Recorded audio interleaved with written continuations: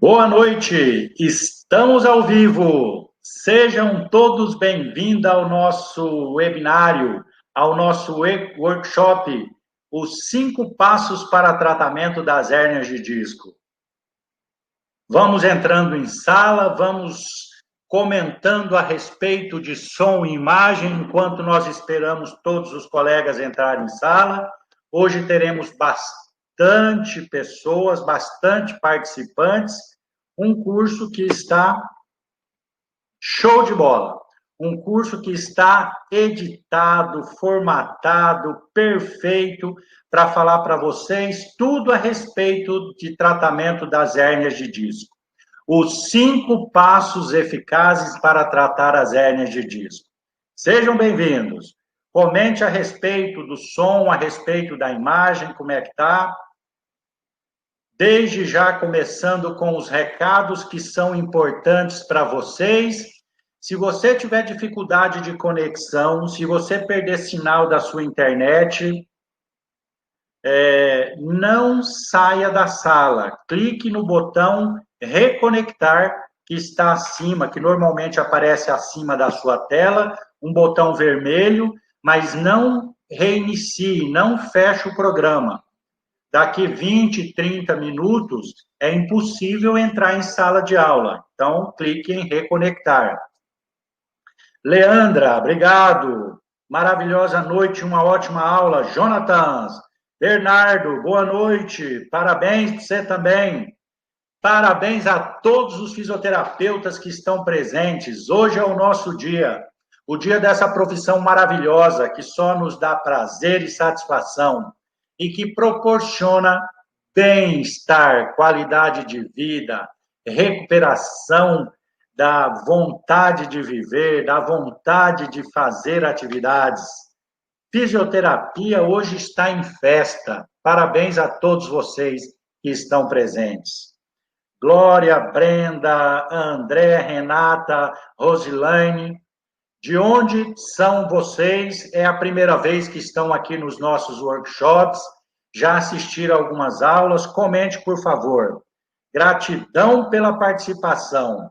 São tantas mensagens entrando aqui na minha linha de bate-papo que eu não dou conta de ler todas, mas quero, de antemão, agradecer a participação de vocês, os colegas de todo o Brasil que estão presentes, ex-alunos, amigos que já participaram de congresso, cursos presenciais, curso de pós-graduação, curso de formação, os colegas do Paraguai, Uruguai, Argentina, Chile, Portugal, Espanha.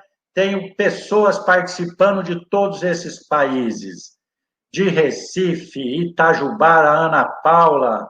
Boa noite, Priscila. Parabéns. São Miguel do Arcanjo, Denise. Piracicaba, Leandra. Rosilene, Amarildo, Franciele. Campo Redondo, Rio Grande do Norte, está presente. Suzana, buenas noches, Paraguai. Como vai? Recife, Verônica, Daniel, Glória Alessandra. Rio de Janeiro, pela primeira vez. Seja bem-vindo, Glória. Estamos com 3 minutos e aguardando a sala encher.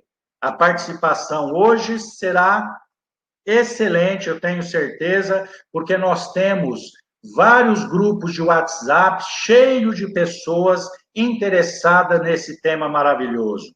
Dentro do nosso ciclo de estudo, nosso ciclo de palestras, radiologia da coluna vertebral, terapia manual de alta velocidade, escoliose, síndromes dos desfiladeiros cervical e torácico, alta velocidade e baixa amplitude, recursos mecano-manuais com as macas, cintos e acessórios, e esse tema de hoje, que faz parte desse ciclo que trata a coluna vertebral, que são os 5 passos eficazes para a hérnia de disco.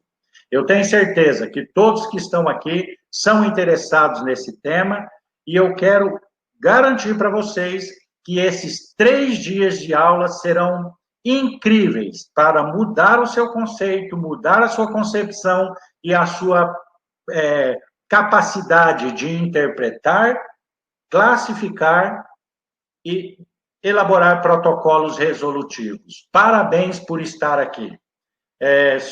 Mônica, San Juan da Argentina, João Alves do Pará, seja bem-vindo. Elizabeth, Tiago de Goiânia. Muito bem. Juazeiro, na Bahia. Edva, seja bem-vinda. Como é que nós estamos de participantes? 5 minutos de aula.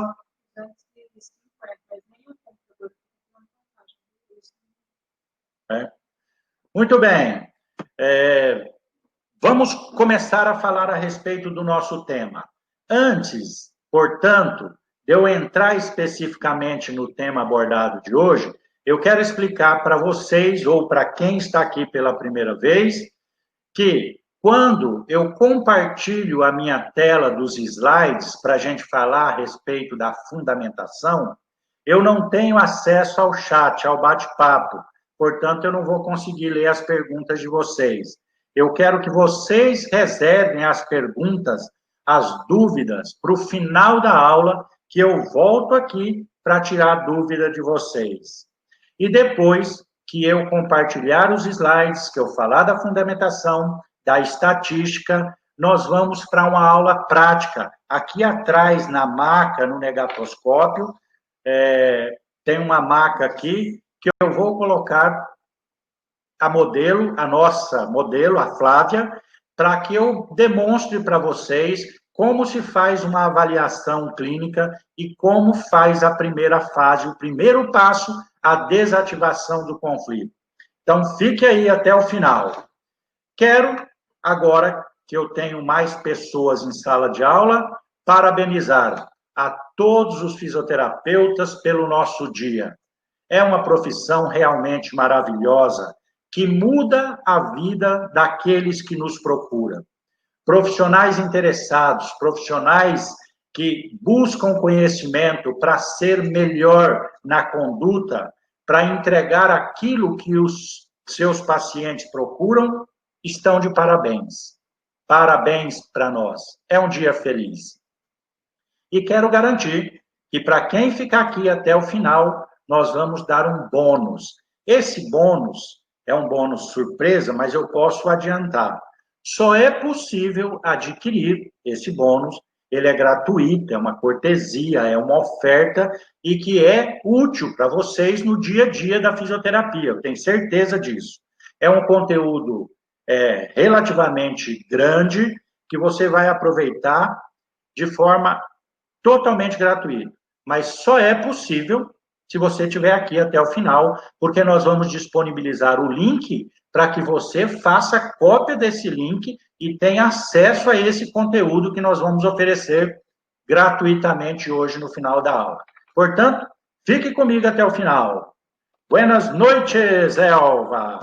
Vamos lá. A melhor forma seria através de um computador e Wi-Fi.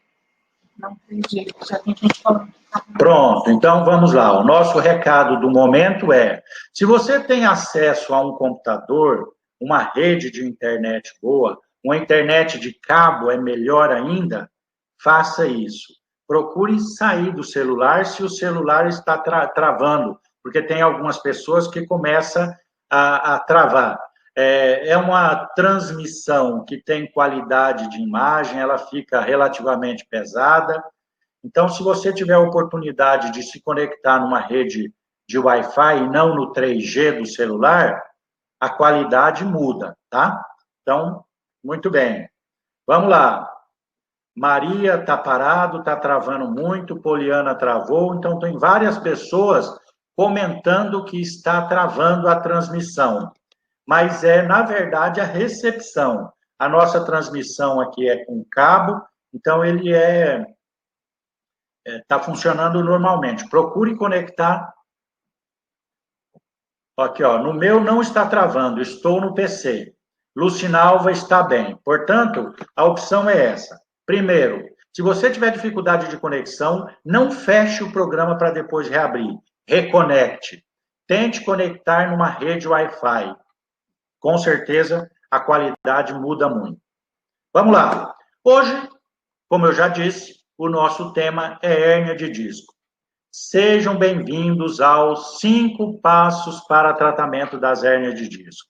Vou compartilhar a minha tela com vocês, vou seguir falando até acabar o conteúdo de fundamentação, depois eu volto aqui para nossas aulas práticas. Vamos seguir. Compartilho minha tela com vocês.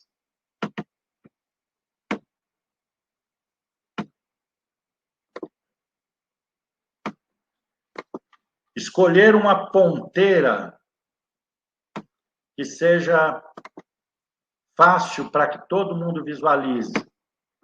Essa aqui. 5 passos eficazes para tratamento das hérnias de disco da coluna lombar. Minhas redes sociais, Instagram, José Lima _online, que é onde a gente coloca vídeos diariamente, conteúdo a respeito de hérnia de disco, de coluna vertebral. Nós temos várias lives gravadas lá no IGTV, que você pode ter acesso. Então, marque esse endereço, compartilhe nesse endereço seus prints, seu conteúdo, divulgue a sua participação no curso, mostra para os seus clientes, seus pacientes, que você está aqui estudando à noite, até 9, 10 horas da noite, junto com nós, aprendendo cada vez mais para entregar um trabalho de qualidade. @José Lima _Físio, onde eu divulgo meus cursos presenciais, aula de pós-graduação, cursos de formação, curso de extensão, congressos de fisioterapia por todo o Brasil, onde eu participo. Me marque. Telegram, José Lima Online, e no nosso canal do YouTube, que tem vários vídeos a respeito desse tema, José Lima Online. Agende ou marque aí, salve esse endereço para você postar. Seguimos. Se você é um profissional que atende pacientes em crise de hérnia de disco, mas tem dificuldade de fazer um bom exame clínico, classificar e mensurar o conflito e a mecânica causal, não consegue elaborar um protocolo de tratamento eficiente e resolutivo.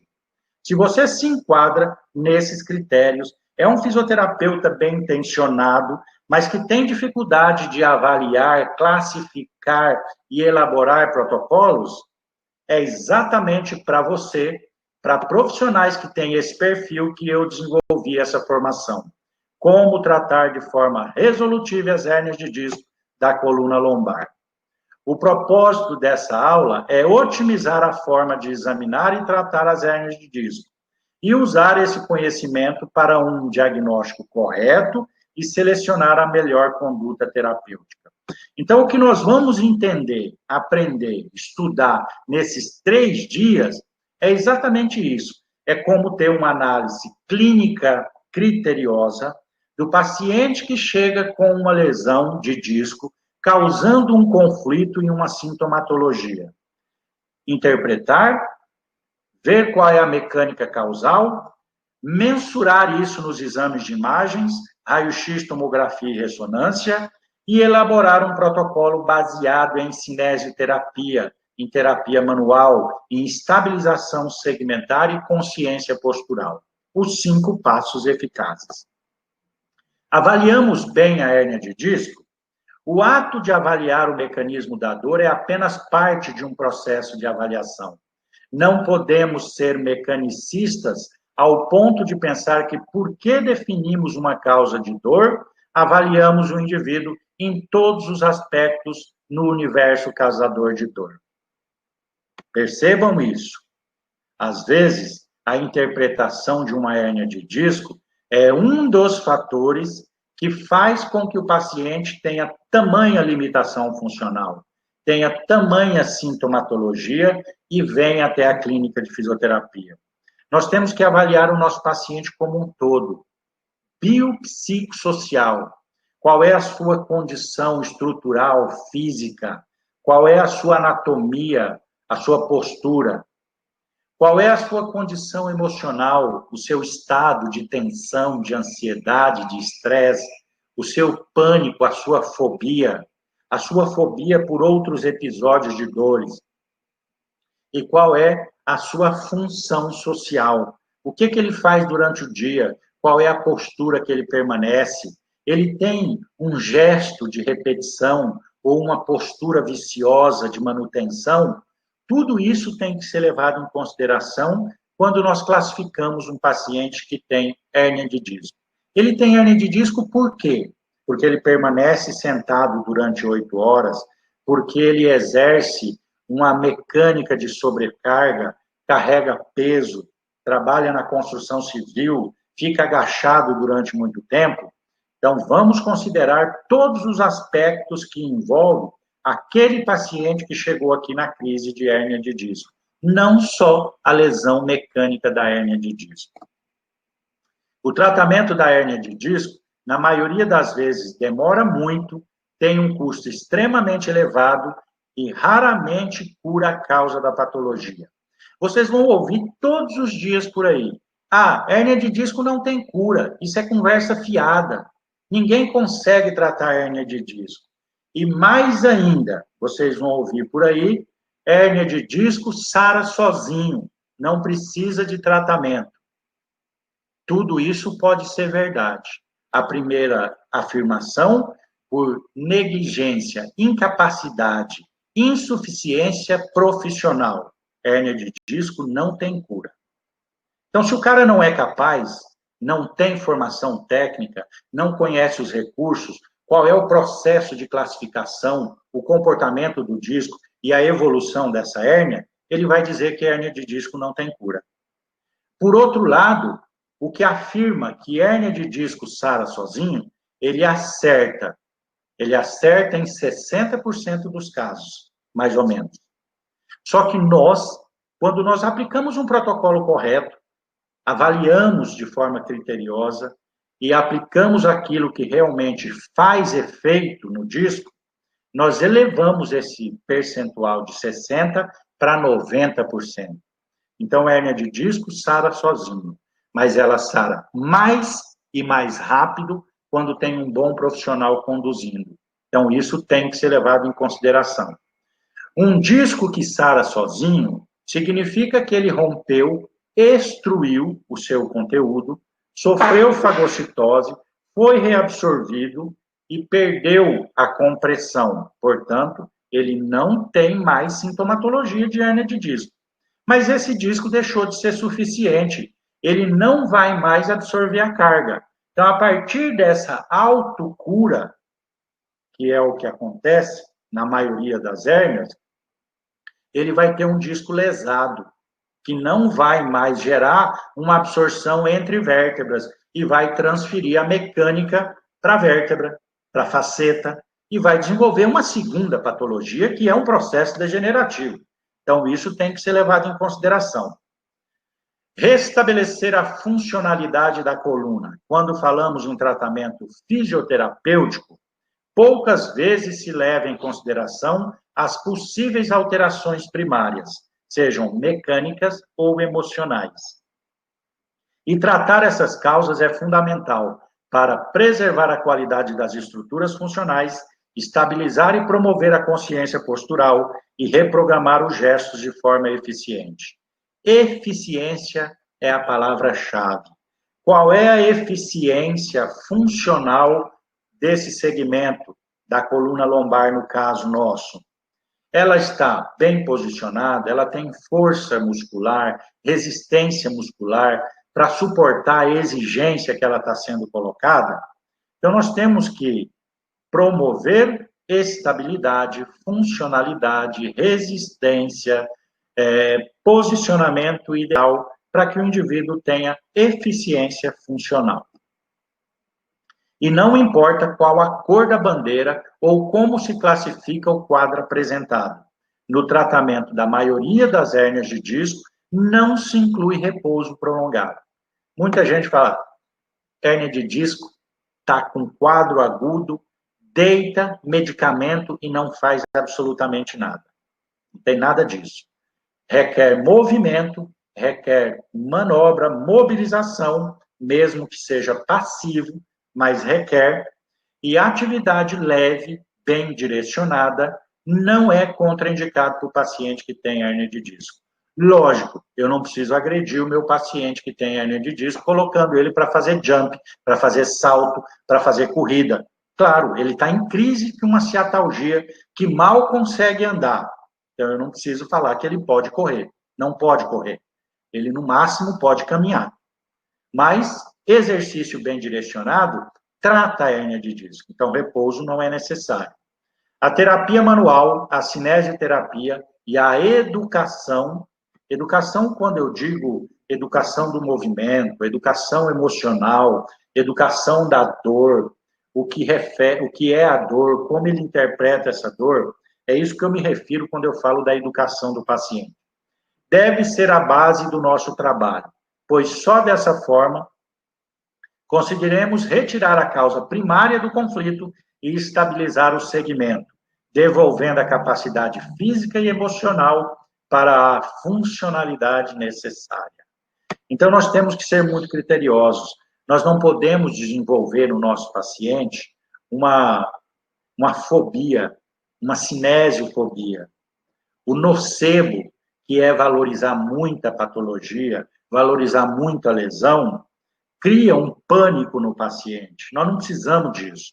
Nós temos que ser muito claro e falar de forma muito clara da hérnia de disco, que é uma patologia relativamente simples, que tem uma evolução extremamente benigna e que ele não precisa se preocupar com manutenção de repouso prolongado, nem de medicamento prolongado. Pronto, nós temos que tranquilizar o nosso paciente, dando uma educação ao que ele pode e não pode fazer nesse momento.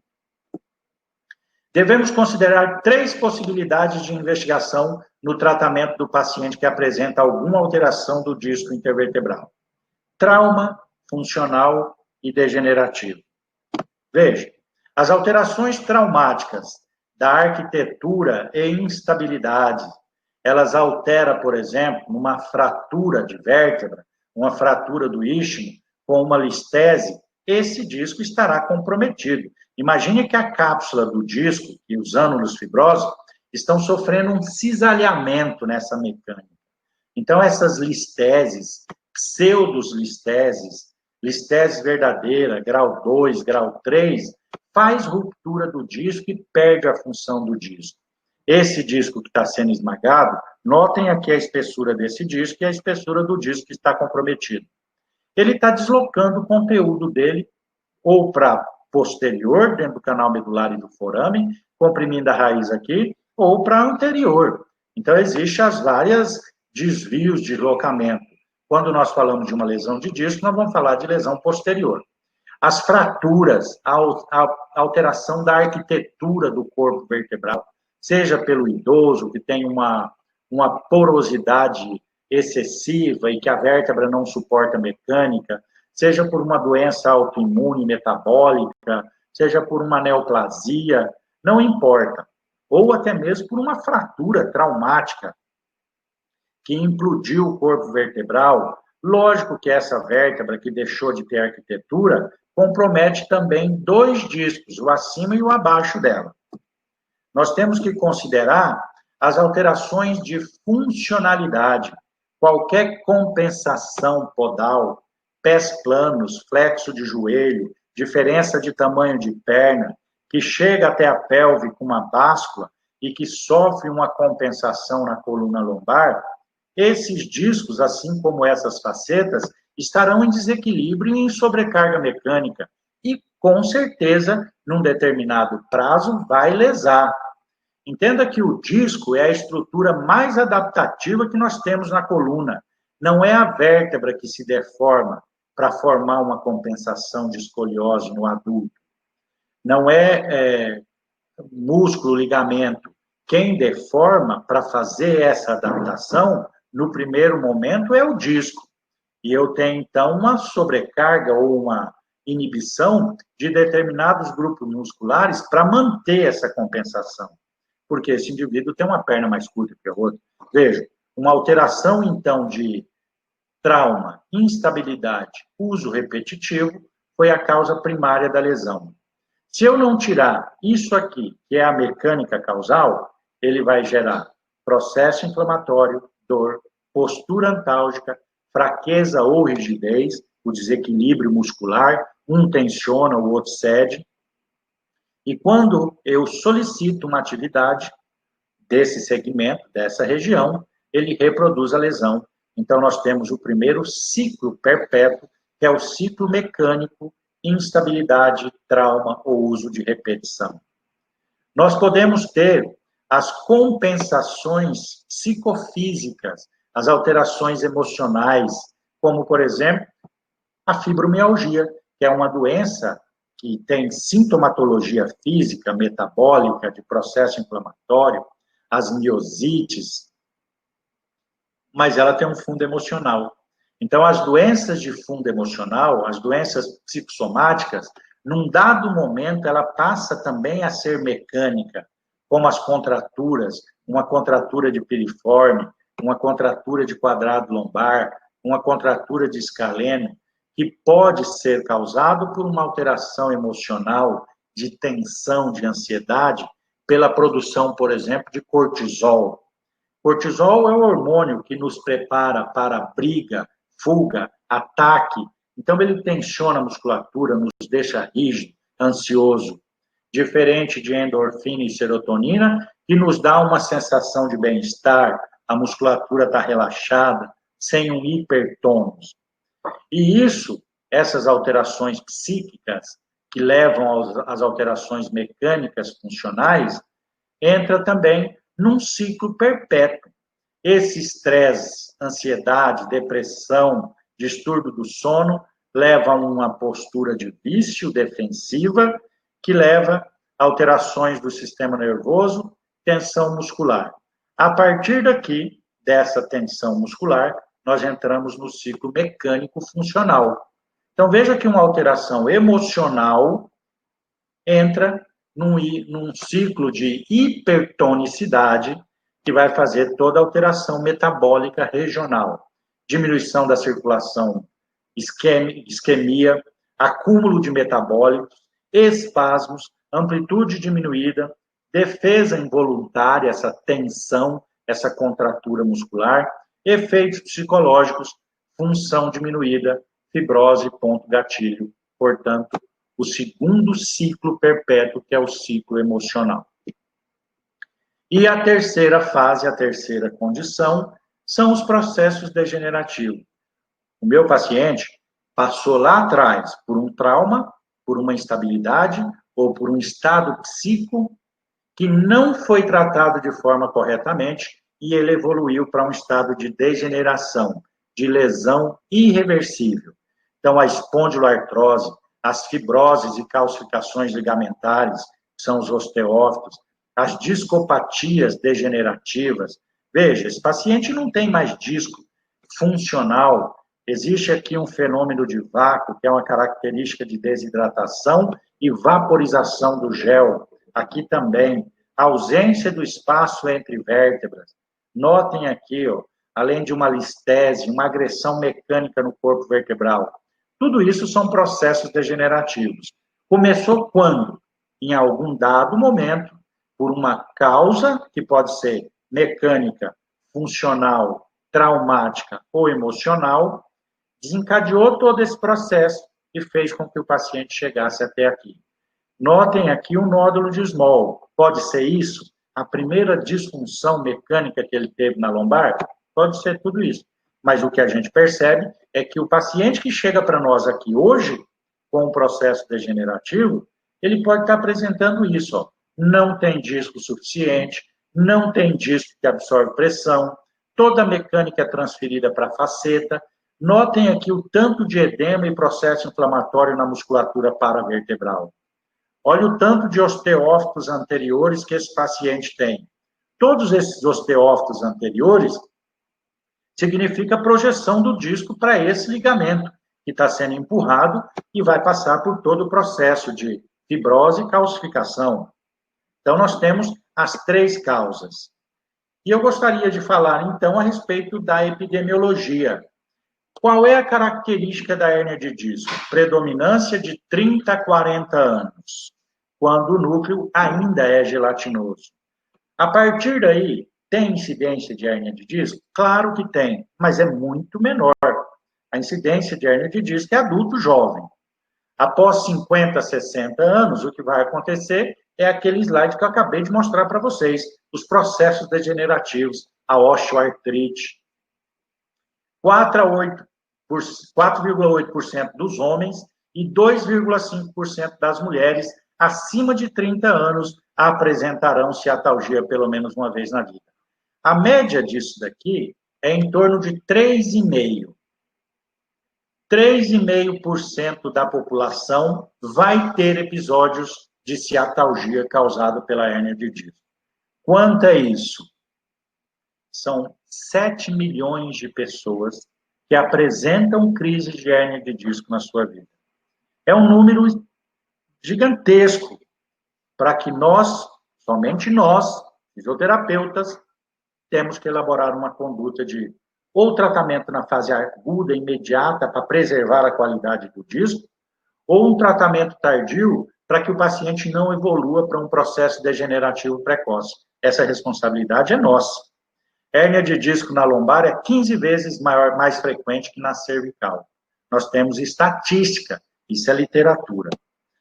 E aqui um gráfico para que vocês olhem qual é a faixa etária que mais apresenta episódios de hérnia de disco. Veja, de 30 a 40 anos, adulto jovem. Mas a partir dos 20 já é alta incidência e até 50 anos de idade é alta incidência, diminuindo aí a partir dos 50 anos. Deixa eu saber de vocês aqui com o meu retorno, como é que tá? Som, imagem, comentários, alguma coisa? Ok. Tudo bem? Som, imagem. Participação, como é que está? Seguimos, já que está tudo bem. As lesões são mais comuns entre as vértebras lombares L3, L4, L4, L5, L5, S1 e, com certeza, L4, L5 é a maior incidência. Aqui nós temos um exemplo muito claro. Uma projeção do núcleo do disco para posterior, empurrando o ligamento longitudinal, empurrando a meninge, o saco fecal, fazendo uma estenose no canal medular.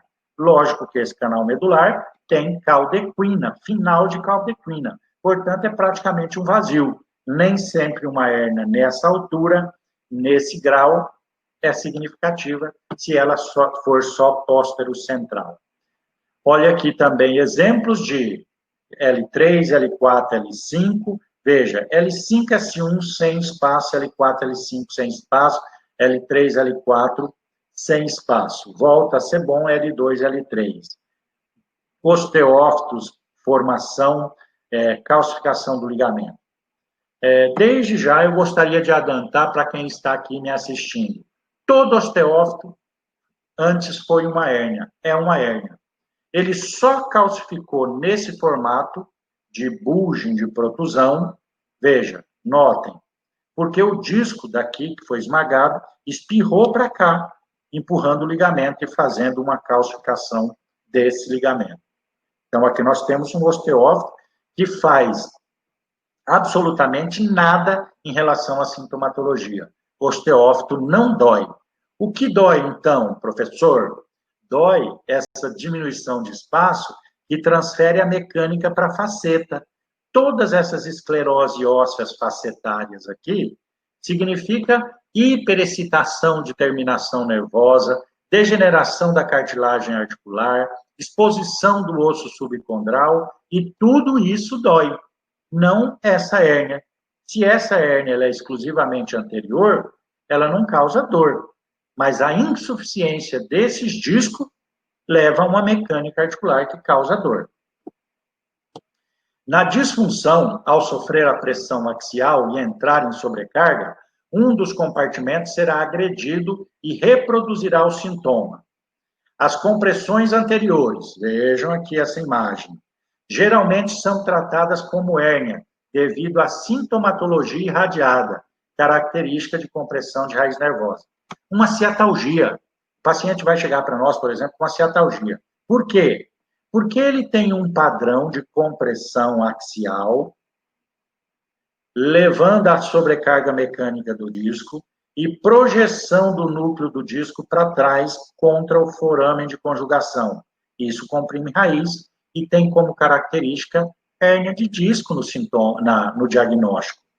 Agora, se as compressões são posteriores, que são bem frequentes, causando dor localizada, principalmente na região posterolateral direita, do segmento comprometido, ela não recebe diagnóstico de hérnia, apesar de ser uma hérnia de disco, como esse exemplo que eu acabei de mostrar. Isso é uma hérnia de disco, isso é uma hérnia de disco, mas a dor do paciente vai ser facetária, vai ser articular.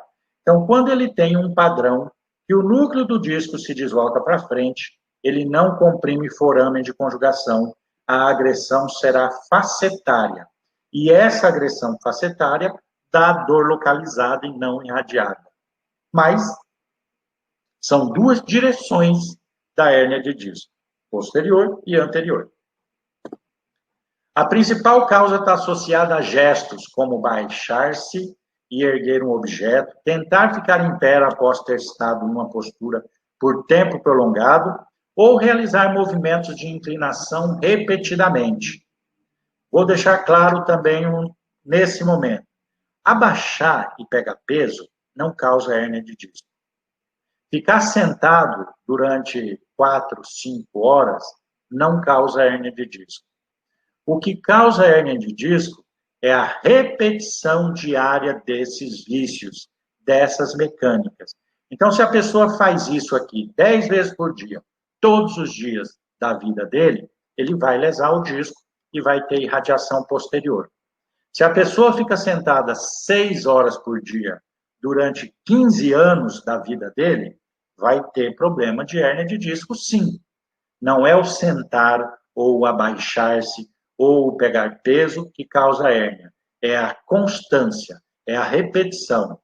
O disco é uma estrutura extremamente resistente à mecânica, à sobrecarga, à pressão. Esse é o papel dele. Mas até ele tem limite. Ele vai micro-rompendo silenciosamente, sem causar dor, até que, num dado momento, ele forma a bolha. E essa bolha, essa protusão, tocou na raiz e causou o episódio de dor. Aí a pessoa trava, não consegue se mexer, não consegue sair do lugar. Mas é importante que vocês entendam que o indivíduo que teve esse episódio nesse momento, ele já vem causando a hérnia de disco há anos, de forma silenciosa. Essas alterações, elas são, por anos, uma doença silenciosa. Igual toda doença crônica não transmissível. Diabetes, colesterol, hipertensão. Na maioria das vezes, o paciente não sabe que tem até gerar o primeiro sintoma.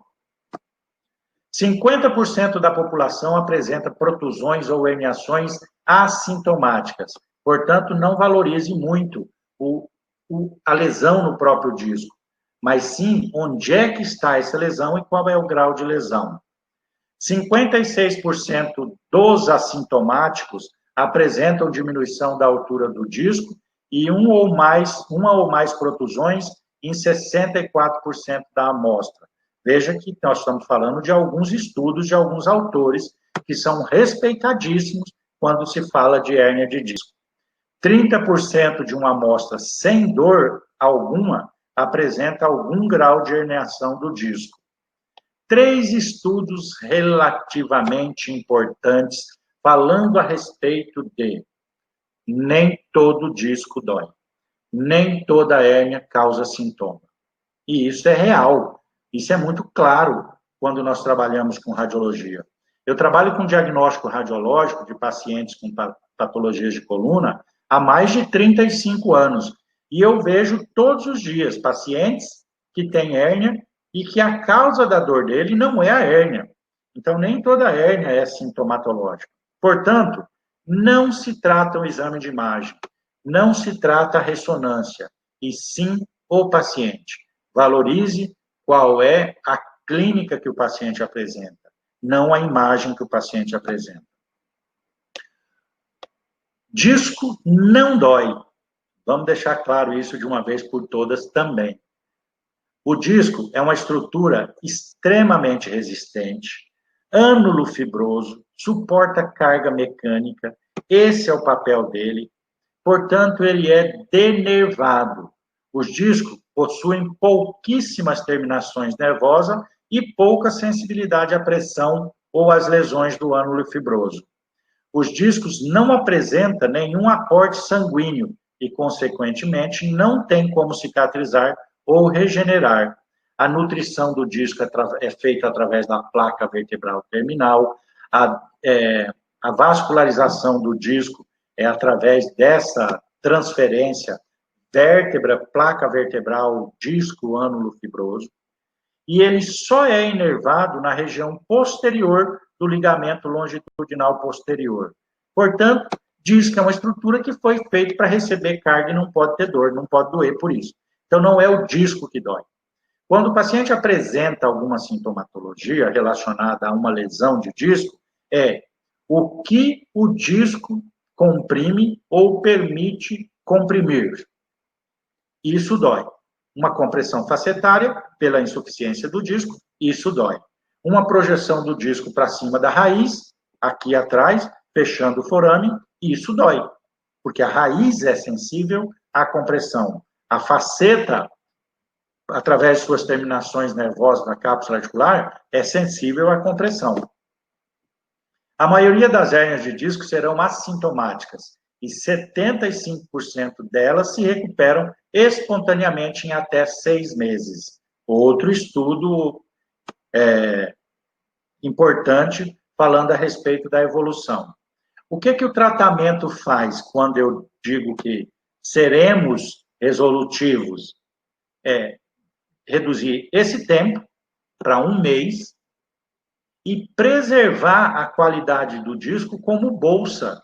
Não deixar que ele rompa, extravasa, passará sozinho. É reintegrar o conteúdo do disco que está protuso antes dele se tornar extruso. Essa é a qualidade de um tratamento.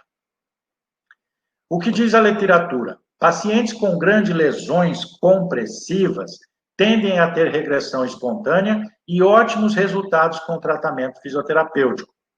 Hérnia discal não contida pode ser tratada conservadoramente se o paciente tolerar a dor por 2 meses. Veja que espontaneamente, sara, em toda a literatura a gente vê isso.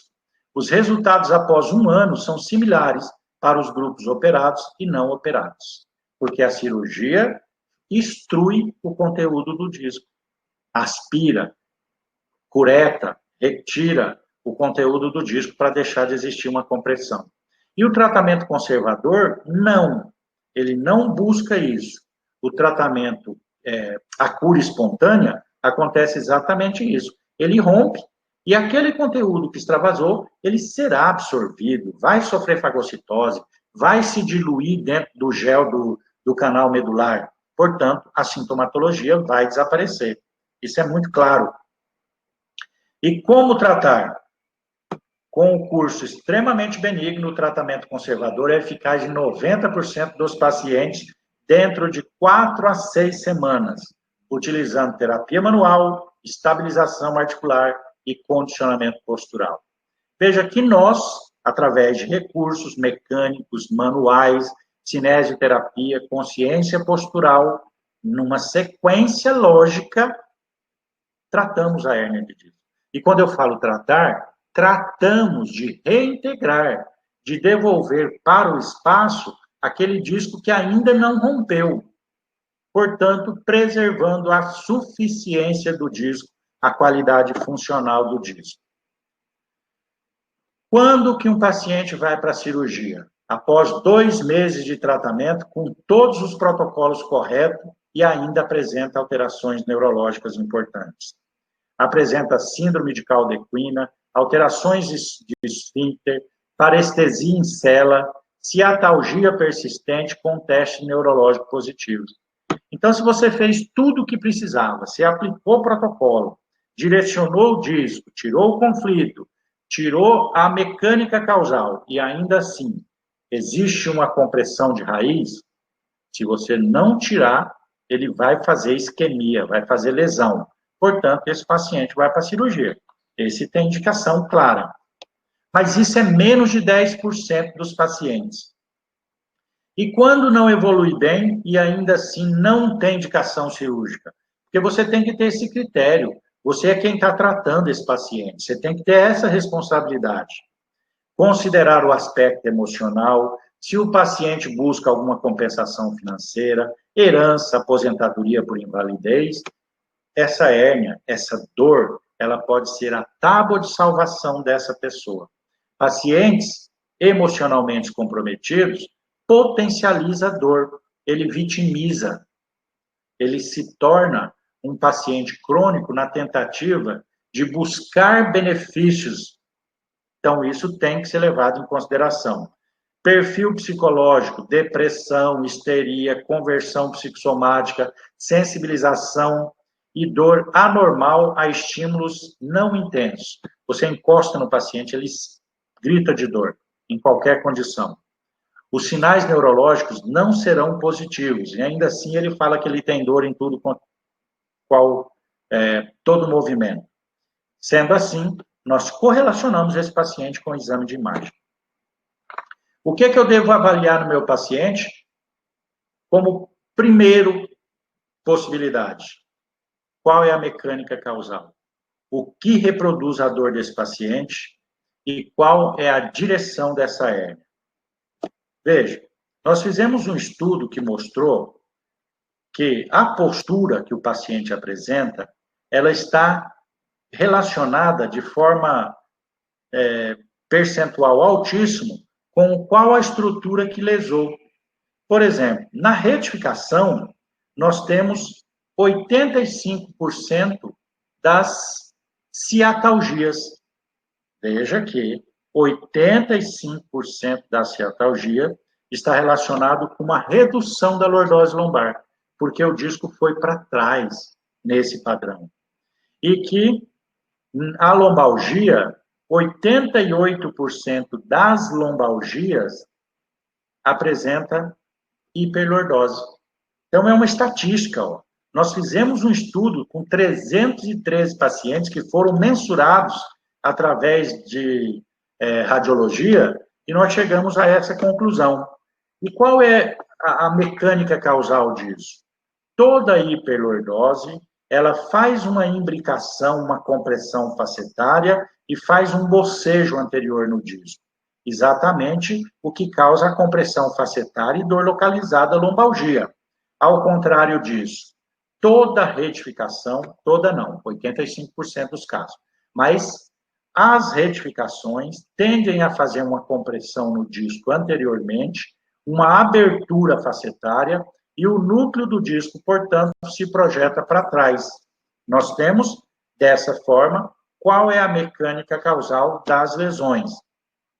Numa hiperlordose, o núcleo do disco se projeta para frente. Qual é o tipo de dor que o paciente vai apresentar? Dor localizada, lombar, não irradia.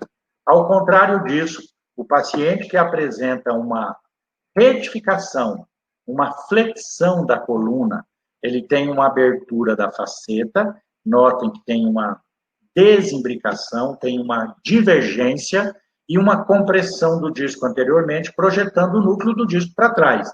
Portanto, nós teremos dor irradiada, porque ele vai comprimir o forame de conjugação. E de que lado será? Lógico que do lado do bocejo é o lado que o disco se deslocará. Então, eu tenho a mecânica causal baseada numa análise de posicionamento. O indivíduo retificado e que tem uma escoliose, vejam aqui, ó, uma escoliose, nesse caso, para a direita, ele vai projetar o núcleo do disco dele para a direita. Então, eu tenho perna direita curta, tenho uma báscula de pelve para a direita, tenho uma escoliose para a direita, tenho um bocejo para a direita. Vamos entender tudo dessa forma. Esse disco vai ser póstero, porque ele está retificado, perdão, aqui, vai ser póstero direito. Então, eu sei o porquê ele desenvolveu uma hérnia direita, uma dor irradiada à direita, pela mecânica, pela postura que ele apresenta. Então, toda vez que eu analisar o paciente que apresenta uma hérnia de disco, eu tenho que considerar qual é antero-posterior, se ele está retificado ou se ele tem uma hiperlordose. E qual é o látero-lateral, se ele tem uma escoliose direita ou esquerda. Isso sim justifica onde é que estará a mecânica. E qual a lesão? A hérnia de disco, nós temos que considerar que ela pode ser radial ou axial. As hérnias axiais são as hérnias onde o disco entra para o corpo vertebral, como, por exemplo, no nódulo de Small. Um disco bom ocupa um espaço abrindo as duas vértebras. Um disco insuficiente permite a entrada. Ele ocupou um espaço no corpo vertebral e permite uma aproximação. Isso aqui é um nódulo de Small, uma hérnia axial de Small. Isso aqui é um outro exemplo. Ó. O disco herniou na epífise de crescimento, quando essa pessoa aqui era jovem, adolescente, tinha epífise aberta. Essa herniação ocupou um espaço que não era para o disco estar ocupando. Portanto, ele perdeu área, ele perdeu sustentação. Um disco bom ocupa um espaço, preserva a abertura facetária. Um disco insuficiente aproxima, comprime faceta.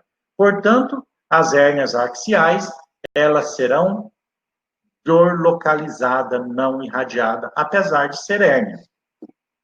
Já as hérnias radiais, que é o nosso foco de estudo, ela tem sentido.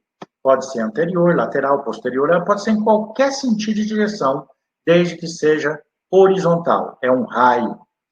Se ela for radial posterior, ela pode ser póstero-central, póstero-lateral direita, póstero-lateral esquerda, póstero qualquer coisa. Esse é o que gera a sintomatologia da neuropatia, da ciatalgia.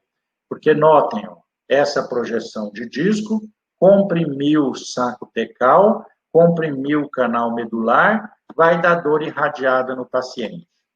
Portanto, se nós entendemos até aqui qual é o conceito, qual é a mecânica causal, nós vamos para a prática, avaliar o nosso paciente, interpretar o que causa essa hérnia, o que direciona esse disco para tal ponto. Então, a primeira coisa que você deve fazer é conversar com o seu paciente na sua sala de exame, no seu consultório, na clínica, para entender um pouco o comportamento dessa mecânica causal. O que faz na sua rotina diária. Se o paciente chegar para você e falar assim, ó, eu fico o dia inteiro sentado, eu sou contador, fico tenso, ansioso e fletido. Pronto, você já justifica uma mecânica causal, porque ele tem um padrão de hiperatividade da musculatura anterior e uma inversão da lordose lombar. Quanto tempo está com dor? Onde é a dor? É localizada? Tem irradiação para alguma região? Qual região irradia? Você define dermátomo correspondente, qual é a raiz que está pinçada, qual é a região, pode ser uma cruralgia, uma ciatalgia, pode ser o cutâneo. Então, pode ter níveis diferentes de compressão que te dará regiões diferentes de sintomatologia. Qual é a intensidade da dor? Essa dor aumenta com o movimento? Qual o movimento? Então, você direciona um pouco. Ah, quando eu faço flexão, aumenta. Quando eu faço extensão, melhora. Se eu ficar sentado, em 5 minutos, irradia para a perna. Se eu fico em pé, ela melhora. Então, você coleta esses dados para entender o comportamento da lesão. E aí, vamos para os exames estáticos. Eu tenho que avaliar aquilo que eu mostrei para vocês lá no raio-x, qual é o nível pélvico, se ele tem uma perna mais baixa que a outra, se ele tem uma leve escoliose, que mesmo não seja considerado escoliose, mas é isso que direcionou o disco para a direita ou para a esquerda. Então, uma leve báscula de pelve é suficiente para a vértebra fazer uma leve abertura e direcionar. Veja, uma báscula de pelve tem que considerar que um lado estará em imbricação e o outro estará em abertura. E isso pode estar vindo desde o pé. O paciente tem um pé plano, tem um joelho valgo, o outro não, tem um flexo de joelho, o outro não. Essas assimetrias podais é que gera uma compensação a partir da pelve, uma compensação que será uma escoliose e que vai direcionar. Se eu comparar isso com o perfil do paciente, eu vou avaliar se ele tem, então, uma laterolateralidade, entender quais são os grupos musculares que estarão hiperativos e qual é a direção que o disco tomou. Veja, se ele está hiperlordose, o disco vai projetar para frente, a dor vai ser localizada facetária do lado da cavidade. Do lado da cavidade. Então, veja, na hiperlordose, quem sobrecarrega são facetas. De que lado? No lado da cavidade, porque ela está mais imbricada. Quando o indivíduo está retificado, a tendência do disco é se deslocar para trás, então nós teremos uma hérnia para a esquerda, nesse caso aqui, perdão, vamos considerar esse paciente para a direita, porque é aqui que abriu e o núcleo do disco se projetou. O disco sempre se desloca para a abertura e não para o fechamento. Nós vamos fazer testes dinâmicos. O teste de quadrante, que é esse daqui, que eu gostaria que vocês entendessem hoje, que é o teste de Mine. A estrela de Mine, ela classifica através de quadrantes qual é a sintomatologia que o paciente apresenta. Essa sintomatologia está relacionada com flexão, extensão, lateralização, o núcleo do disco se deslocou para a direita ou para a esquerda, e assim por diante. A gente classifica qual é a postura que o paciente tem, que causou a direção do disco, e qual é a mecânica que reproduz isso. Se o disco é póstero esquerdo, nesse caso, ele vai estar fazendo uma estenose desse lado, do lado esquerdo. Veja que o lado direito tem uma abertura. Se eu fletir esse paciente, obviamente a pressão que acontece aqui vai empurrar ainda mais o núcleo do disco para trás, fazendo uma compressão ainda maior na raiz. Se eu inclinar esse paciente para a direita, aqui nesse caso, eu vou empurrar o núcleo do disco ainda mais contra a raiz, vai aumentar a dor. Então, perceba que na clínica, na estrela de Mine, tudo que aumenta a abertura, a projeção do disco para cima da raiz, irá exacerbar a sintomatologia. Pronto. Aí nós desenhamos uma tabela, um quadrante. Qual é essa tabela? Qual dor reproduziu o sintoma? A flexão, a lateralização oposta ou a rotação para o mesmo lado? Se esses três movimentos reproduziu a dor irradiada, eu sei que eu tenho uma lesão do disco. Eu vou elaborar um protocolo de tratamento. Esse protocolo de tratamento é baseado numa coisa que a gente chama de contrateste. Se o teste de flexão causa dor, eu vou fazer só a extensão. Se a lateralização para a esquerda causa dor direita, eu vou fazer só lateralização para a direita. E assim por diante.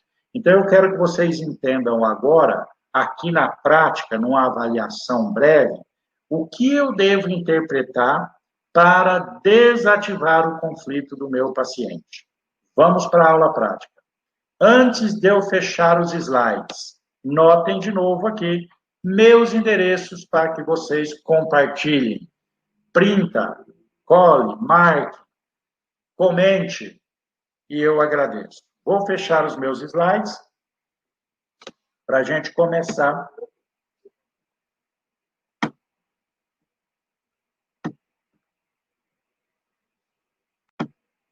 Voltei.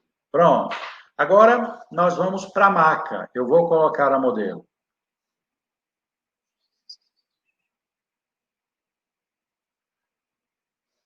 Ainda, eu não gostaria de dúvidas. Daqui a pouco eu volto aqui com vocês para que a gente comece a conversar a respeito das dúvidas de vocês, tá bom? Muito bem. Vamos lá. Deixa eu preparar o meu espaço. Vou sair daqui da frente só para preparar o espaço para vocês, tá?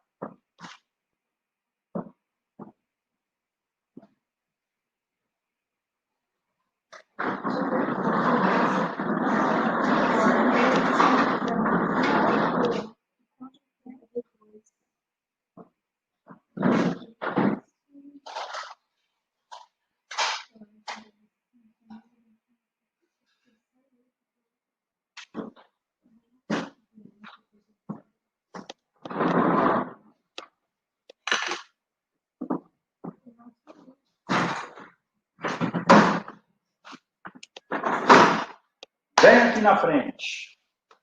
Está aparecendo para todo mundo? Está aparecendo. Muito bem. Eu já conversei com o meu paciente. Qual é o tipo de dor? Em que momento ele tem dor? Quando aumenta a dor? Se a dor é irradiada? Se é para o lado direito ou lado esquerdo? Se tem característica de lombar, disco, faceta ou músculo, que são os 3 desfiladeiros. Obviamente, nós estamos procurando o disco, porque hoje nós estamos falando de hérnia de disco. Mas eu posso ter uma dor irradiada e ser uma contratura de piriforme, não ser uma hérnia de disco. Como é que está o som? Tudo bem? Todo mundo me escuta? Apesar de eu estar longe aqui, deve estar bom. Vamos interpretar, então, as possibilidades.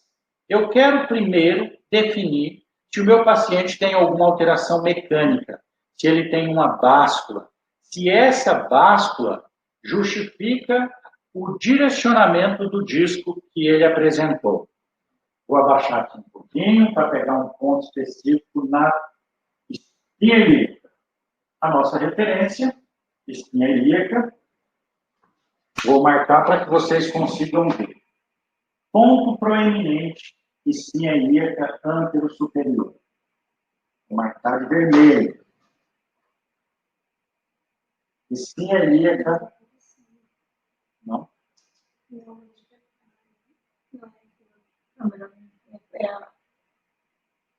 Põe a mão lá. Agora aparece.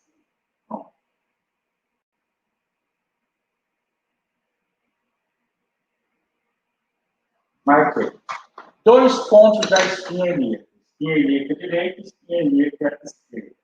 Eu vejo que a espinha ilíaca dela do lado esquerdo é mais baixo do que o lado direito.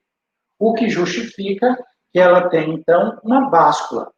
Uma báscula, vamos marcar aqui para que vocês consigam entender isso perfeitamente. Ela está aqui, ela tem uma báscula para a esquerda. Toda báscula para a esquerda vai sofrer uma compensação, porque ninguém anda assim. Ela vai fazer uma escoliose. Essa leve escoliose que ela apresenta, que não é uma escoliose grave, que não é diagnosticada como escoliose, não tem ângulo de escoliose, é uma atitude escoliótica, mas que vai permitir que o núcleo do disco dela se desloque lá para a direita, para a esquerda, porque abriu a esquerda, ela fez isso. Então, eu sei que a primeira possibilidade de justificativa da dor radial esquerda que ela apresenta está relacionada com essa báscula. Se eu não corrigir essa báscula, eu não vou tratar de forma alguma essa hérnia, não vou dar conta. Porque a hora que eu coloco o meu paciente novamente em pé, ele faz a báscula de pelve, o núcleo do disco se desloca para lá e eu perpetuo, então, a mecânica causal até que esse disco se rompa e o núcleo se extrua e o sintoma desaparece. Mas numa condição de lesão de disco, que não é o que eu busco. O que eu quero é tratar essa hérnia antes dela se tornar um disco insuficiente. Então, a primeira condição é aqui, é uma báscula de pelve. De onde vem essa báscula de pelve? Ela tem um pé plano assimétrico, o esquerdo é mais plano que o direito. o joelho esquerdo dela é um pouquinho mais fletido que o esquerdo, eu vou aumentar a flexão de joelho só para vocês perceberem o que acontece na pele. Então, ela fletiu o joelho. Volta o joelho normal. Pronto. Subir à esquerda, mas não igual à direita. Então, significa que ou o pé dela esquerda é plano, o joelho esquerdo é fletido mais do que o direito, ou a perna esquerda dela é realmente mais curta que a direita. Por isso, fez a báscula. Então, a primeira clínica que eu devo considerar, se eu me proponho a tratar uma hérnia que está do lado da báscula, é corrigir a báscula. Isso é fundamental. Vou no perfil. Vou considerar agora qual é a condição dela, ainda não, sem fletir, só para a gente ver aqui, tira a mão um pouquinho só. É aqui, ó. Faz uma lordose. Se ela tem uma hiperlordose, onde é que estará a carga? Numa hiperlordose, a carga estará na faceta, uma imbricação, uma convergência facetária. Notem vocês aqui, ó, uma convergência facetária e um bocejo anterior do disco. O núcleo do disco, portanto, não estaria herniando para lá.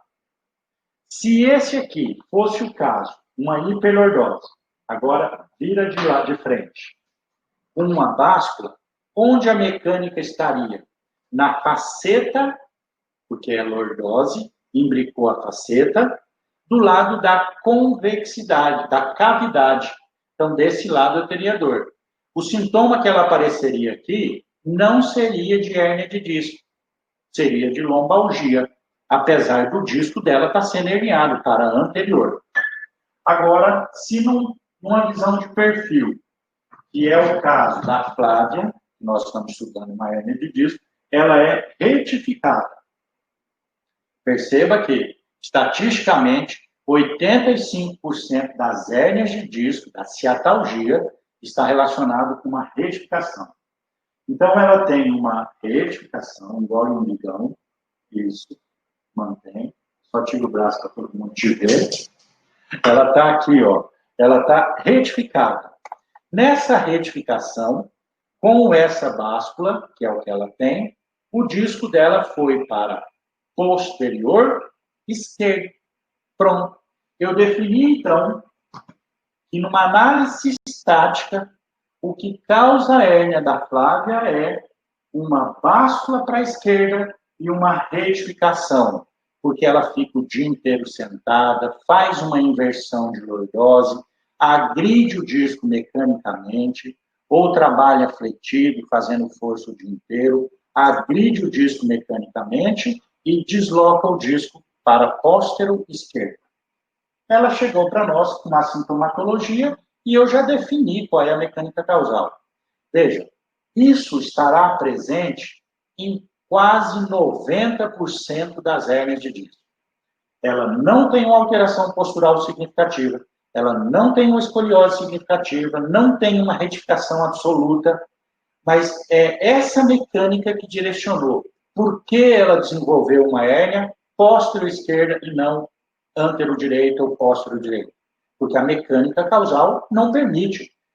O disco é uma bolsa de líquido, uma bolsa de gel, que sempre vai se deslocar para onde tem menos pressão. Esse é o papel. Se você aperta anteriormente, ele se desloca para trás. Se você aperta posterior, ele se desloca para frente. Se você aperta direita, que é o caso dela, ele se desloca para a esquerda. Essa mecânica, então, define qual é a estrutura de base, a alteração primária da causa da hérnia. Por que o disco dela se direcionou para póstero esquerdo? Aí nós vamos para os exames dinâmicos. O primeiro exame dinâmico, a estrela de Maine, eu tenho que considerar, por exemplo, qual é a estrutura que comprime em relação à flexo-extensão. Sei que ela tem dor, normalmente a dor não é lombar, normalmente a dor é a partir do glúteo, da proeminência, lá no piriforme, atrás da coxa, panturrilha. Eu vou gerar um gesto, flat, pronto. Nesse gesto, para onde eu estou jogando o disco?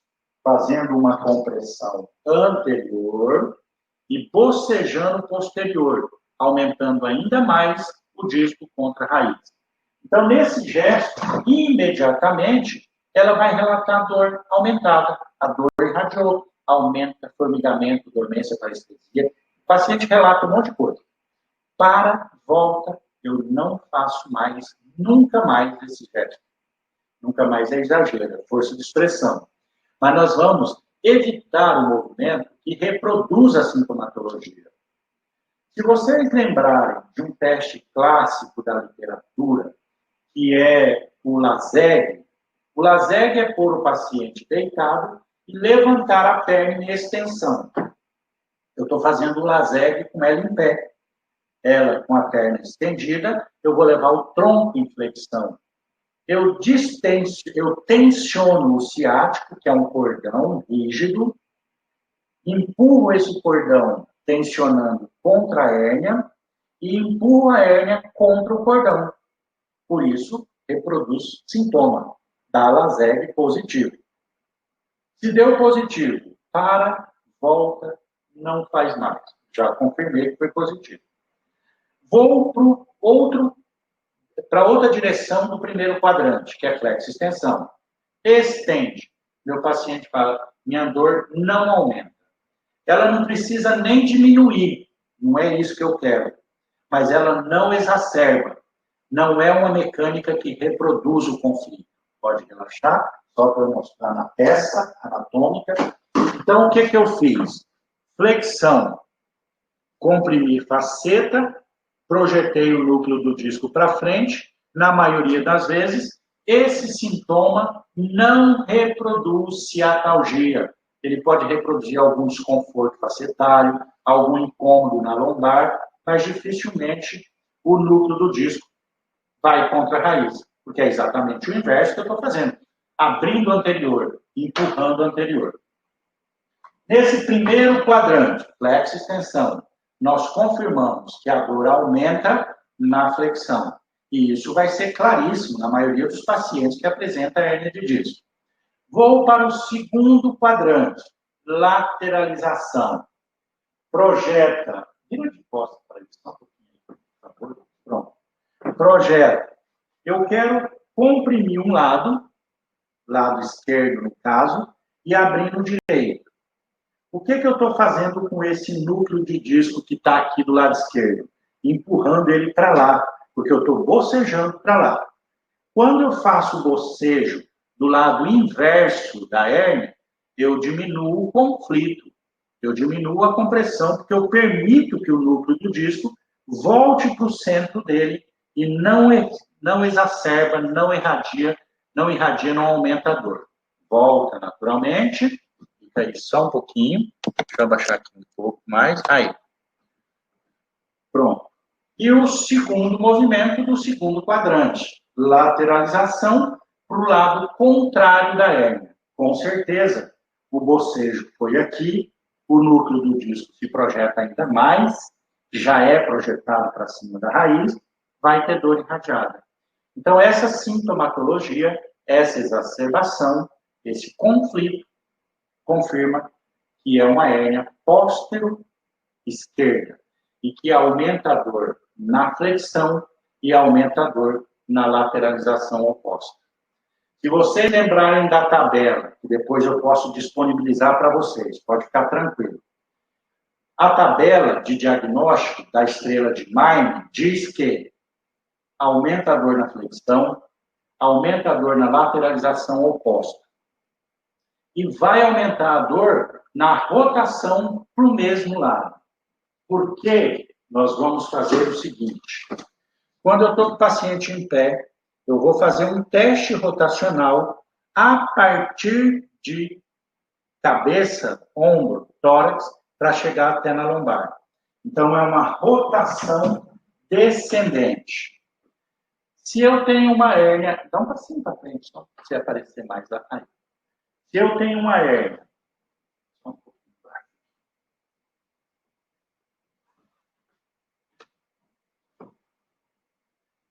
Vamos lá, vamos confirmar para posterior. Vou marcar para todo mundo enxergar. Espinha ilíaca, espinha ilíaca. A espinha ilíaca dela, esquerda, é mais baixa que direita. Significa que ela tem um bocejo. Hoje é dia de tomar banho, por isso eu posso riscar à vontade. Ela tem um bocejo à esquerda e ela tem uma imbricação à direita. Desse jeito. Se eu fizer um movimento de lateralização para lá, eu aumentei ainda mais o bocejo, o núcleo do disco vai se deslocar para cá, vai comprimir a raiz que está aqui, como eu acabei de explicar para vocês. O movimento de rotação, que é o terceiro quadrante da estrela de Mine, com a base apoiada, eu vou pegar o ombro e vou girar o paciente para, no caso, direito. Toda vez que um giro descendente acontece, vai haver uma abertura do mesmo lado do giro.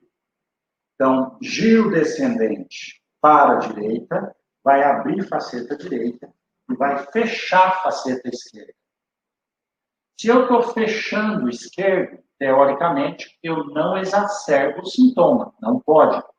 Porque o núcleo do disco sempre vai deslocar para o lado aberto. E o lado aberto, no caso, é o direito.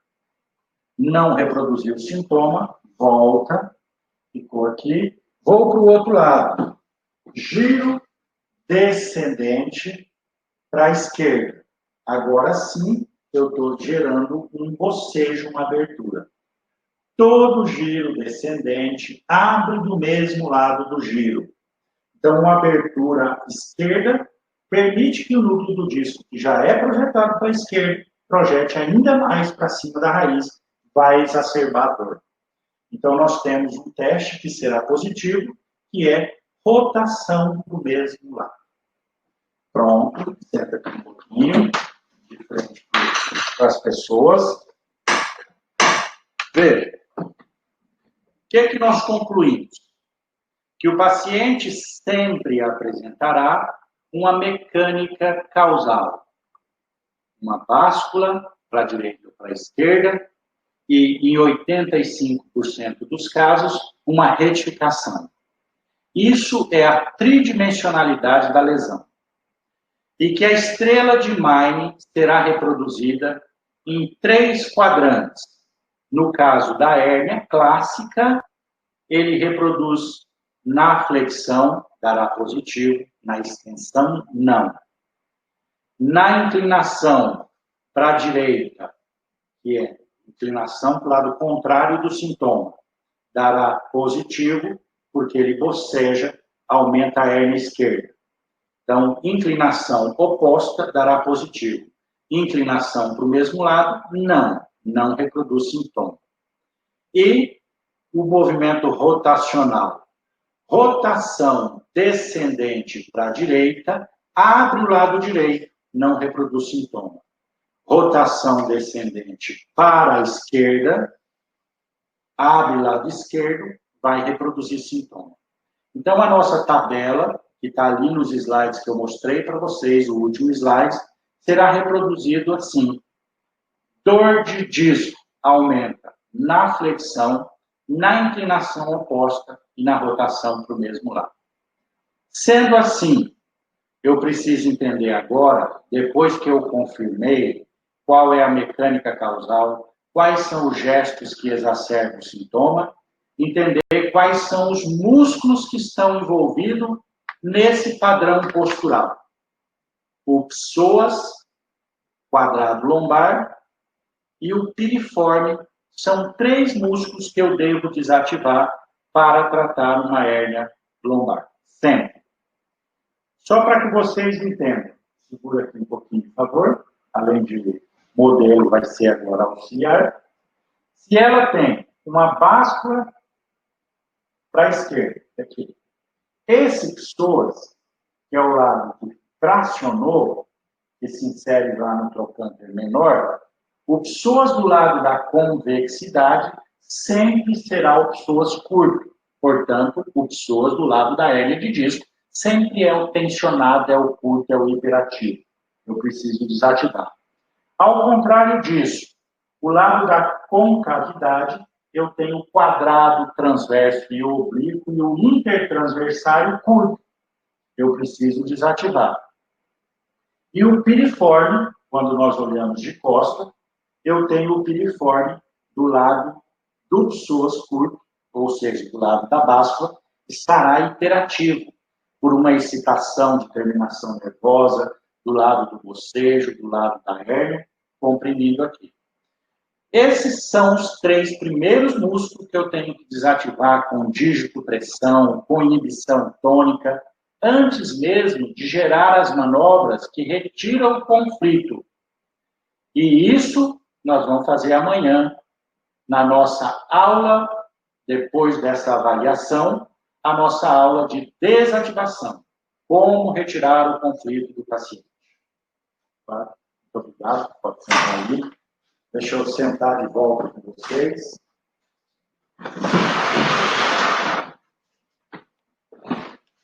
Volto aqui agora para ouvir.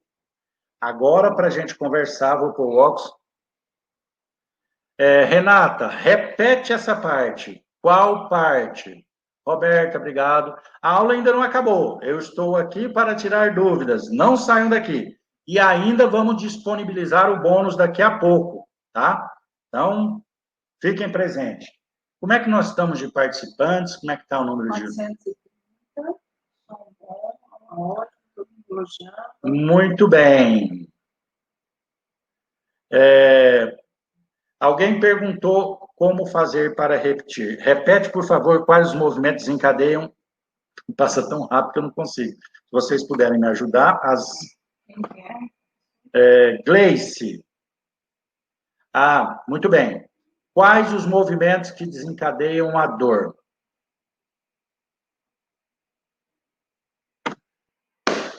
Os movimentos que vão desencadear a dor sempre serão os movimentos que aumentam a hérnia. Os movimentos que aumentam a hérnia são os movimentos que abrem o lado da hérnia. Se a hérnia... Deixa eu pegar a coluna aqui.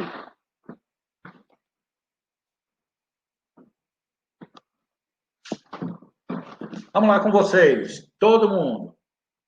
Uma coluna, uma hérnia, comprimindo uma raiz, portanto, uma hérnia de L4, L5, fazendo uma compressão póstero-direito. Qual movimento aumentaria essa hérnia?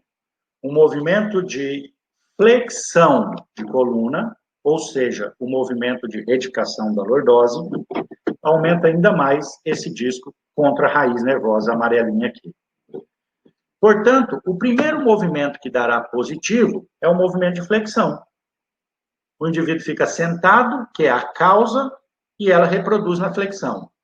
O segundo movimento que aumenta a dor é o movimento de inclinação oposta. Se a hérnia é direita, no caso, esse exemplo aqui, se eu inclinar para a esquerda, eu aumento a projeção do disco, bocejeio, o disco vai contra a raiz. E o terceiro movimento é rotação para o mesmo lado. Quando eu faço uma rotação descendente, direita, eu aumento a compressão da raiz, vai me dar aumento de dor. São dores exacerbadas na flexão, na inclinação oposta e na rotação para o mesmo lado. A estrela de Mine, o último slide que eu mostrei para vocês. Muito bem. Repete os músculos. Nathalie, quais são os músculos que estarão encurtados? Olha aqui, sua pergunta, boa demais. Se a minha coluna está inclinada para a esquerda, ou, perdão, aqui, à direita, desse jeito, ó. Qual é o psoas que estará curto? O psoas do lado da báscula, o psoas do lado da escoliose, o psoas do lado do desvio. Então, veja, se essa escoliose é verdadeira, ela é uma escoliose para a direita. Esse lado aqui, o psoas está mais curto. Então, o psoas curto é o lado da convexidade, é o único músculo curto na convexidade. O quadrado lombar estará curto desse lado, na cavidade. Ele vai fazer isso aqui, ó.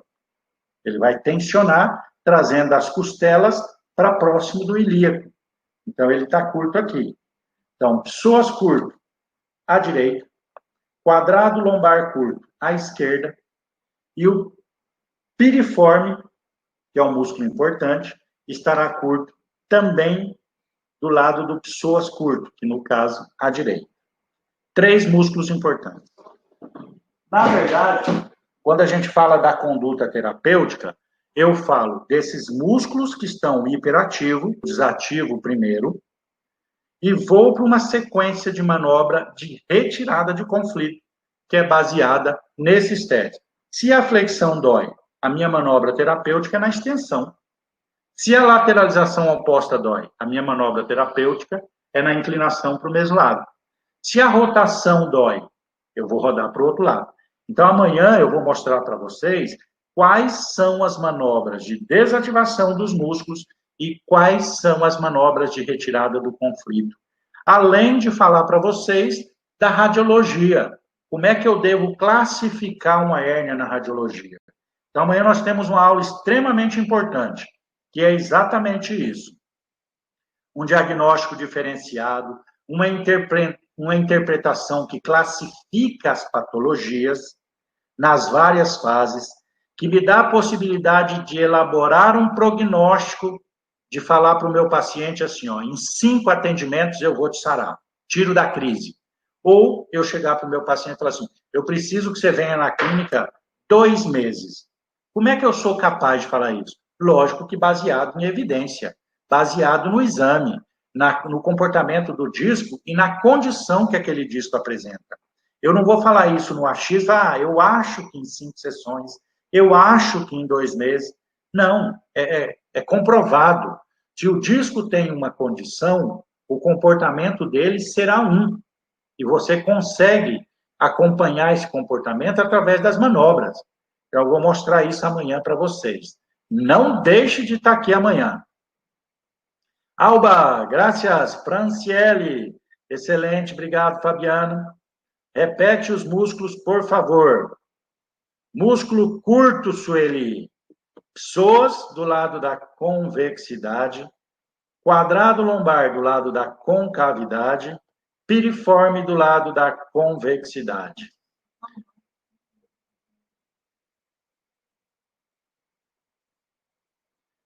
Derlis, atração mecânica na hérnia lombar é um recurso tão bom que chama coringa. Coringa, a carta do baralho, como você deve estar falando do Paraguai ou de algum outro país, eu vou explicar isso para que ela entenda.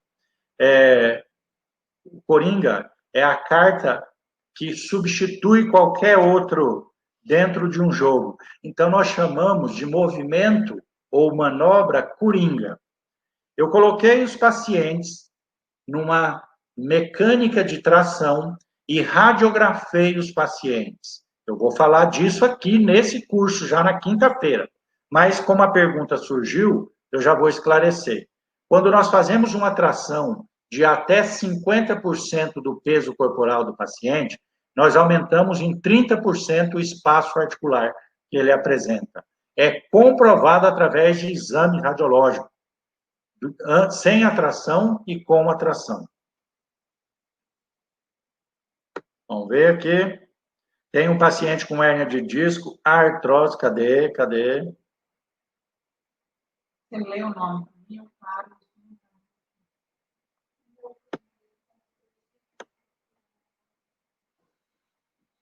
Fabiana, obrigado. Dor lombar ao fazer extensão seria a hérnia anterior? Daniele, provavelmente uma hérnia anterior, mas com certeza uma síndrome facetária. É a faceta que produz a dor. É uma lombar sem irradiar. É dor localizada. É uma faceta. Escutaria a aula a noite inteira. E que agradeço. Aline, muito obrigado. Agora entendi melhor. Os movimentos que diminuem os sintomas que foram realizados no teste pode ser utilizados como tratamento. Letícia, esse é o conceito perfeito. Se você tem um teste positivo, você trata no contrateste. Mas isso é o que eu vou mostrar amanhã. Repete a estrela. A estrela de Mining, flex extensão, inclinação direita ou esquerda, rotação direita ou rotação esquerda. Você vê as pernas, as pontas, os braços da estrela. Por isso chama estrela de Mining. José, a Gerlane está perguntando aqui várias vezes. Quando a espinha ilíaca está baixa, esse é o lado acometido da hérnia? A pergunta é se a hérnia é do lado da báscula, o lado que desceu. A mecânica causal da hérnia é sempre para o bocejo. E o bocejo estará presente do lado da báscula da pelve. Portanto, sim, a hérnia acontece do lado da báscula da pelve. Como corrigir uma báscula? É a pergunta da Amanda. Depende o captor alterado. Pode ser um pé plano, você corrige com palmilha, com posicionamento, com fortalecimento. Pode ser um flexo de joelho, que você corrige com alongamento, mas vamos supor que o paciente tem uma artrose, você tem que compensar com palmilha. E pode ser uma perna realmente mais curta, vamos supor 1,5 cm. Você tem que pôr palmilha para subir a báscula da pelve. Então, você pode ter uma alteração mecânica, estrutural, e pode ter uma alteração funcional, o que justifica a báscula da pelve. Muito bem. Jéssica, pode acontecer hérnia de disco sem báscula? Claro que sim. Pode acontecer hérnia de disco traumática, hérnia de disco de posicionamento só em flexão, sem ter báscula, aí ela será póstero-central, o que acontece com uma certa regularidade. Então, quando o paciente não tem uma compensação látero-lateral, ele vai ser póstero-central. Empurra o ligamento longitudinal posterior, comprime caldequina, comprime canal medular. Aline, obrigado. Márcia, obrigado. Leide, eu não consegui ver, passou tão rápido aqui.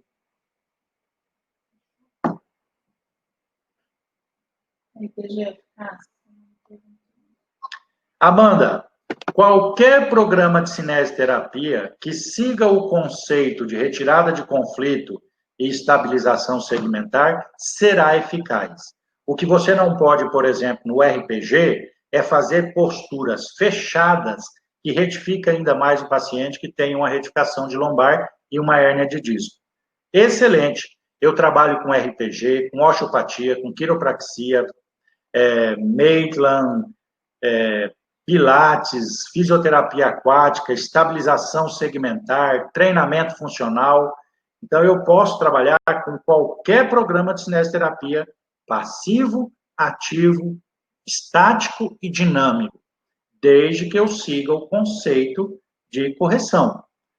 O que não pode é alguém que trabalha com o Pilates, que recebe um paciente com hérnia de disco, que tem uma retificação de lombar e faz muito trabalho de fortalecimento de cadeia anterior e continua alongando a cadeia posterior, fazendo rolamento, flexão, fazendo o senzinho para um paciente que está retificado na lombar e ele colando ainda mais a lombar no aparelho. Isso não pode. Então, qualquer conceito, qualquer protocolo, técnica que você usa, ela pode ser aplicada dentro desse protocolo. A aula vai ficar gravada? Como assistir novamente? Isso é com o meu programa organizador. Hoje, liberar para eles agora aí no chat, o nosso presente. Flávia, Roberta, Adriano, vamos lá. Todo mundo que está perguntando, vamos disponibilizar a aula assim que a gente encerrar aqui, nós vamos pôr no grupo do WhatsApp que vocês estão. E nesse momento, vocês assistem a aula, pode reassistir, e amanhã estejam presentes, por favor, para a gente dar continuidade. Agora eu vou disponibilizar o presente. Lúcia, Estou com uma que projetou a hérnia anterior utilizando o movimento errado. Isso acontece. Nesse momento, nós vamos disponibilizar o brinde de hoje, que é uma aula maravilhosa, que eu tenho certeza que vocês vão aproveitar muito, que é sobre radiologia da coluna lombar. Raio-X, tomografia, ressonância, todas as mensurações, eu explicando passo a passo essa aula, você vai receber agora. Copie esse link, salve aí no seu celular, no seu computador, porque ele será apagado. É só para vocês que estiveram aqui até agora que vai receber. Esse link não vai para os grupos. Nós não vamos disponibilizar. Só para vocês. E amanhã nós vamos disponibilizar mais um brinde no final da aula de hoje. E na quinta-feira, um super brinde. Saibam disso. É um curso maravilhoso que nós vamos dar para vocês. Olha aí o link, passou correndo. Eu nem vi direito. Copia aí. Salve no computador de vocês. Acesse e assista essa aula até amanhã. Até amanhã você precisa entender como é que se faz um diagnóstico radiológico das hérnias de disco com raio-x, tomografia e ressonância. Beleza? Fabiana, você já assistiu essa aula? Não perde por esperar, Fabiana. Amanhã terá uma aula que você não assistiu, com certeza. Cadê o link? Tá aqui, Sandra, no bate-papo. Thales, tá aí no bate-papo. Copia aí. Quem está digitando, youtube.com, é o José Lima que está colocando. Copia esse link.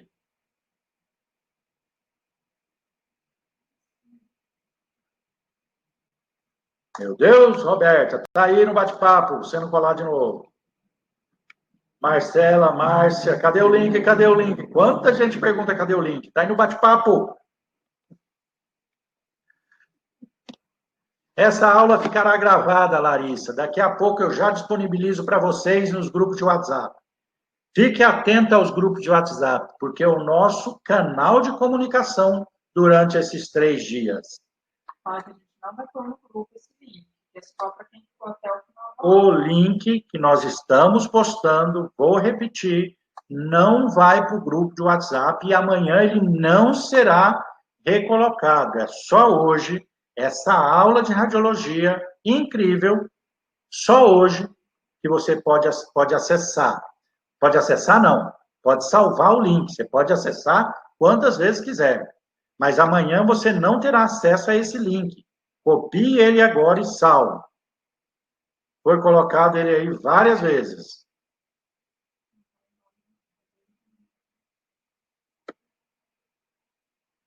É que passa rápido demais, Roberto, o negócio aqui. Eu não consigo ler as mensagens. Haddad, não faço parte do grupo. Como não? Você não recebeu o convite para fazer parte do grupo de WhatsApp? Vou mandar o link. Pronto, nós vamos postar aqui um link do grupo para quem ainda não faz parte do grupo de WhatsApp para entrar. Sueli Neri, o Pilates pode ser exercício que retifica, sim, desde que ele já não tenha uma retificação e uma hérnia posterior.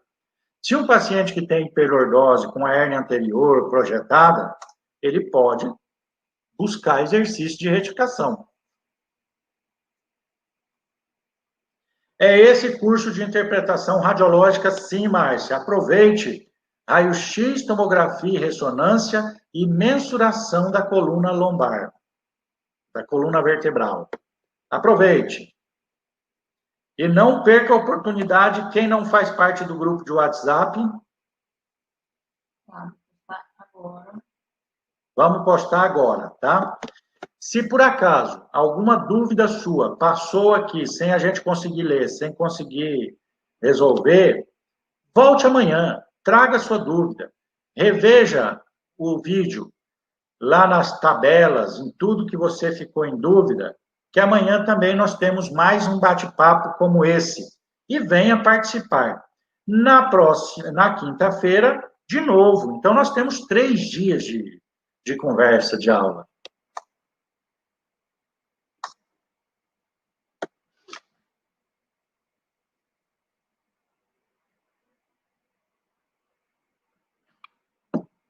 Pegaram aí?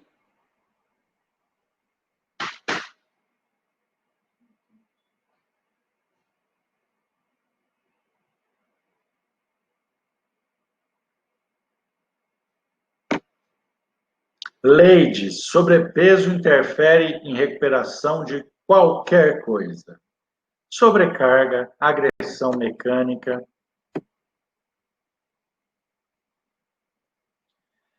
Franciele, uma dúvida. Por que pacientes com hérnia posterior tendem a sentar com inclinação anterior para alívio da dor? Isso não é comum. Existem alguns pacientes que têm uma postura antálgica em flexão, mas a maioria dos pacientes que têm uma hérnia posterior, tocando raiz nervosa, ele aumenta na flexão, ele tem dificuldade de permanecer sentado. Ele chega no consultório, na recepção ou na sala de avaliação, ele prefere nem sentar. Então, eu atendo hérnia de disco o dia inteiro, todos os dias. E a gente vê que a clássica postura é a não flexão. Um ou outro pode fugir o padrão, saiba disso. Wellington, essa coluna é vendida em lojas de aparelhos de fisioterapia, casa médica, que vende maca, aparelho de eletroterapia. Normalmente tem essas coluna didática, essa coluna para aula para vender. Tem sim. Não, entra na internet, comprar coluna. Vai aparecer algumas pessoas vendendo coluna. Aliás, tem pessoas que queriam muito trocar a própria coluna, né?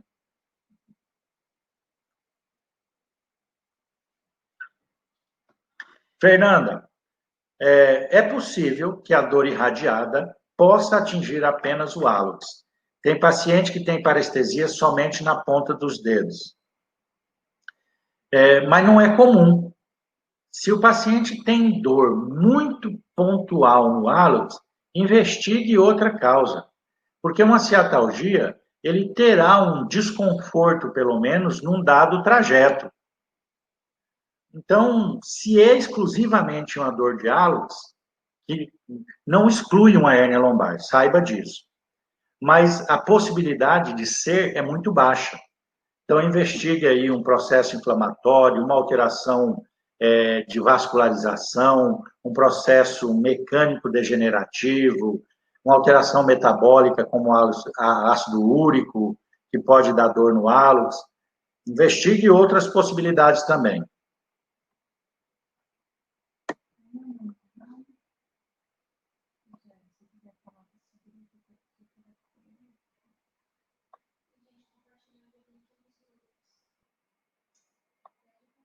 Exclui. Fecha e exclui agora. Não? Pessoal, quem está aqui presente e que recebeu o bônus, não compartilhe isso. Esse bônus é para privilegiar quem esteve aqui até agora, assistindo hoje no primeiro dia. Então, não compartilhe o link do bônus. Você vai poder compartilhar o link dessa aula, que daqui a pouco a gente vai postar aí para vocês, no grupo, tudo. Pode fazer qualquer coisa. Mas o bônus é exclusivo de quem está aqui até agora, como nós falamos no começo da aula, tá? Isabel, muito obrigado. Já vamos repostar aqui, Edjane, o link para acesso no grupo de WhatsApp. Sandra, pé lateralizado pode significar uma alteração mecânica ascendente que justifique uma dor, uma sobrecarga mecânica no disco e causar lesão. Tá aí o link do grupo para entrar no WhatsApp, tá? Quem ainda não tá, clica ali, faça parte do nosso grupo. Marta, foi enviado aqui no grupo, está sendo enviado de novo. Acessa aí, ó. Clique nesse link, aceite o convite, entre no grupo. Miguel, obrigado pela sua participação. Marta, viu aí que tem o link do acesso? Rosane, obrigado pela participação. Para mim é importante que vocês estejam aqui. Flávia, ao final de 3 dias, para quem participou, terá certificado sim. Nós vamos enviar um certificado. Um certificado digital, genérico, que você pode colocar o seu nome e salvar e imprimir, que justifica e confirme a sua participação nesse evento. Obrigado, Jair. Mariana, osteopatia bem feita nunca prejudica nada. Osteopatia, desde que seja feito com os critérios de avaliação, de direcionamento, de retirada de conflito, é um recurso perfeito. É o segundo passo da terapia da hérnia de disco. Pode ser utilizado sim. O que acontece é que muitas vezes quem está fazendo a manipulação está fazendo manipulação para o lado errado. Ela pode prejudicar, assim como qualquer outra técnica que faz sem o critério mecânico de retirada de conflito.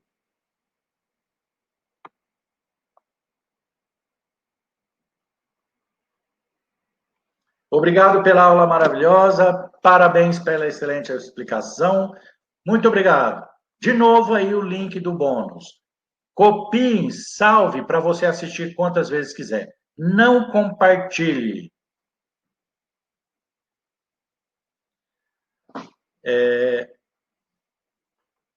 Cadê?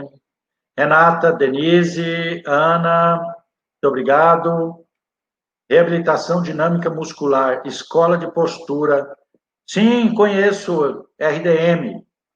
Marta, foi você que perguntou, né? Lúcia, deve ser top. Gratidão, adorei a aula. Amei, doutor. Explicação maravilhosa. Professor, tem gente que vive em quiropraxia. Isso não gera um vício?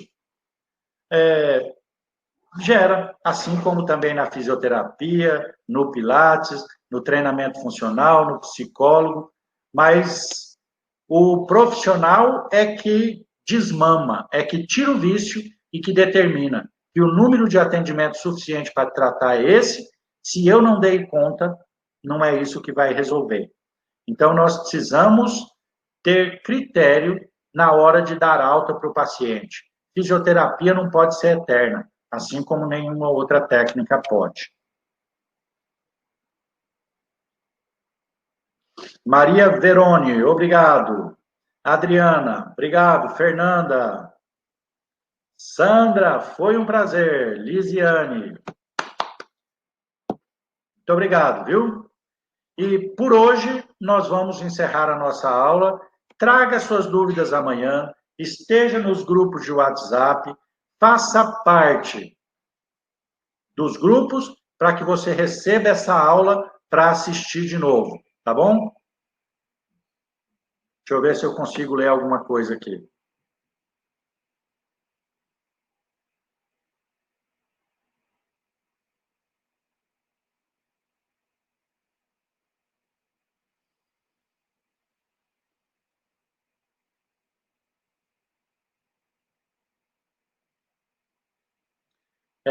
Mário José de Araújo Neto. Nenhuma conduta para hérnia de disco pode ser simétrica bilateral. Se você lateraliza para os dois lados, num determinado momento você está piorando, mesmo que você esteja melhorando do outro lado. Se você gira para os dois lados, num dado momento você está piorando. Então, tem que ser criterioso. Wellington, é isso aí. Cobre o que você merece. Com o conteúdo, com a formação, nós temos que cobrar aquilo que é importante para a nossa qualidade de vida também. Nós somos profissionais, não trabalhamos só por prazer. Apesar de trabalhar com prazer, ser um grande potencializador de resultado. Mas eu cobro dos meus pacientes, claro, eu vivo disso, é minha profissão. Mas também sei dizer para o meu paciente que ele não precisa mais estar aqui, que o resultado que a gente precisaria ter já foi conseguido com isso, e que agora eu gostaria que ele partisse para uma atividade que ele pode ter rotina, como hidroginástica, pilates, treinamento funcional, estabilização segmentar, qualquer coisa que ele tenha prazer, um trabalho de condicionamento físico, que seja muscular ou cardiorrespiratório, mas ele tem que evoluir. Perpetuar as condutas de fisioterapia significa que o fisioterapeuta é insuficiente no tratamento. Não pode, tem que dar alta para o paciente. Se você fez 3 meses de tratamento, o paciente não mudou o quadro, o que você está fazendo não vai mudar mais o quadro dele. Hérnia de disco se trata em 5 atendimentos, em 10 atendimentos, ele muda totalmente o quadro dele se a sua conduta for resolutiva.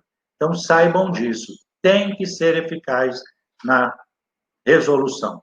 Nós tiramos pacientes da crise de hérnia de disco em um único atendimento. Significa que sarou? Claro que não. Significa que tirou o conflito e que, a partir daí, você vai estabilizar a postura dele para não devolver o conflito. Isso sim é tratamento. Pensem nisso. Obrigado, até amanhã. Foi um prazer. Show de bola, interesse de vocês. Feliz dia do fisioterapeuta para todos. Até amanhã. Tchau.